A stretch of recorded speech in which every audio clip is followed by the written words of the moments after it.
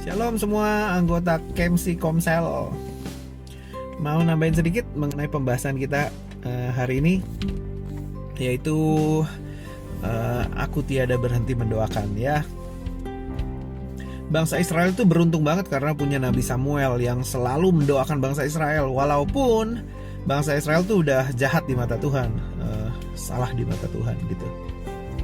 Nah, aplikasinya apa nih lewat cerita yang tadi kita bahas di dalam kehidupan kita?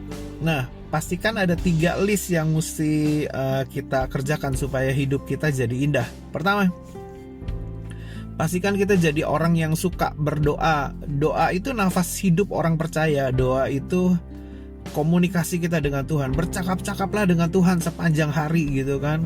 Supaya apa? Supaya kita ngerti rencana Tuhan apa dalam kehidupan kita. Supaya kita ngerti tentang hati Tuhan. Supaya kita tahu gimana ya karakter Tuhan kita yang luar biasa itu kita mesti lakukan gitu dalam hidup kita. Jadi jadilah pribadi yang suka bercakap-cakap dengan Tuhan gitu. Yang kedua, pastikan kita punya teman-teman atau orang-orang yang berdoa buat kehidupan kita. Nah, kita list tuh semua pertemanan di Facebook kita, di Instagram kita, di gereja, di sekolah, di pekerjaan. Ada nggak di antara teman-teman yang sekian banyak gitu yang berdoa buat kehidupan kita? Kalau ada, hidup kita sungguh-sungguh sangat beruntung gitu.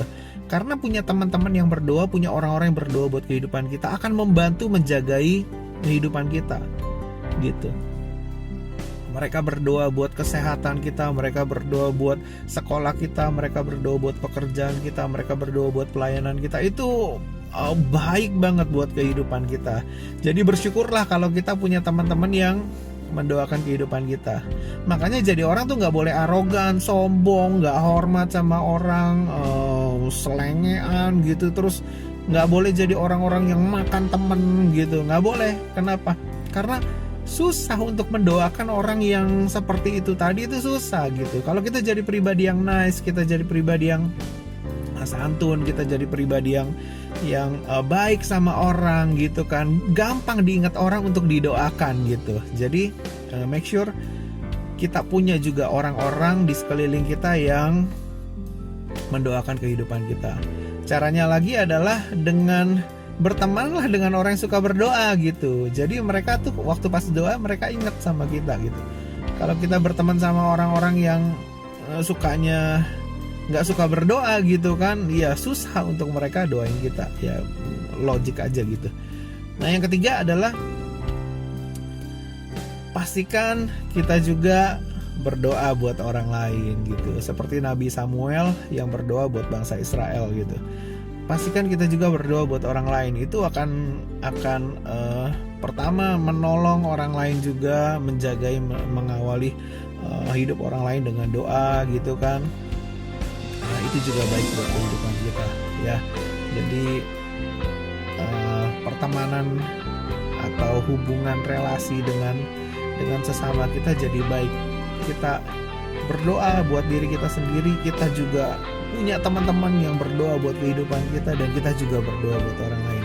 Nah, aplikasinya untuk hal yang ketiga ini adalah gini. Kalau kita jadi seorang hamba Tuhan, jadi ketua komsel, jadi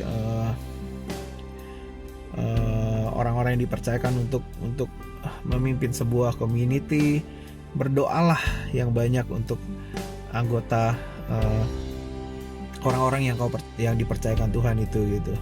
Atau minimal kita saling mendoakan nih sesama anggota komsel di KMC ini supaya terjalin hubungan yang baik gitu, karena kita saling mengasihi satu dengan yang lain gitu. Jadi teruslah berdoa.